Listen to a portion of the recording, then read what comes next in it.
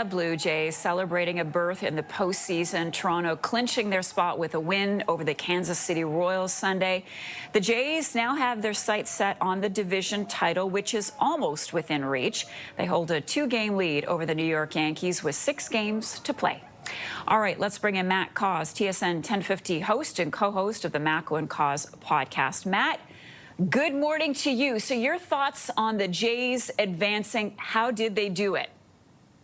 Yes, and it is a good morning. If they had lost yesterday, we would have been miserable, getting swept by Kansas City, losing 20-1 on Friday. How it got done? Mostly the offense finally broke through. 8 runs, 14 hits, and they had not been hitting during their 4-game losing streak. Vladimir Guerrero Jr. with a big 2-run RBI. So that was the main reason why. Trey Savage was fine. The bullpen actually did a good job. So it was bullpen and the Jays offense. They beat Kansas City, and now they are the first American League team to clinch a playoff spot. So what do they need to focus on to make it to the next round?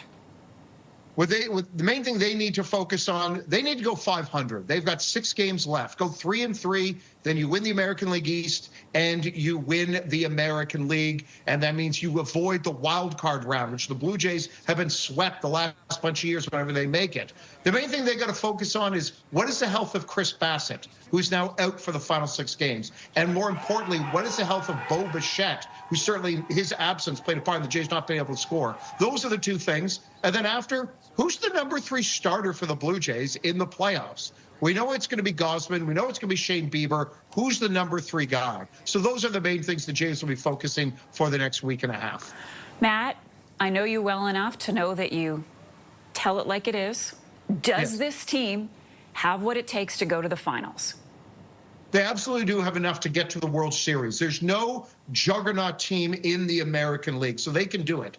The only issue you'd really say would be the Blue Jays bullpen, which has been an Achilles heel all year. And the bullpen becomes that much more important in the playoffs than it is in the regular season. But bullpens can be volatile, and they do have enough arms there. So that would be my one concern. But absolutely the Blue Jays, who no one predicted them to make the playoffs, they could absolutely make the World Series, which would be a remarkable thing to have said back in March. Oh, okay. Well, a few seconds left. Since you're making predictions, who could you see the Jays in the World Series playing against?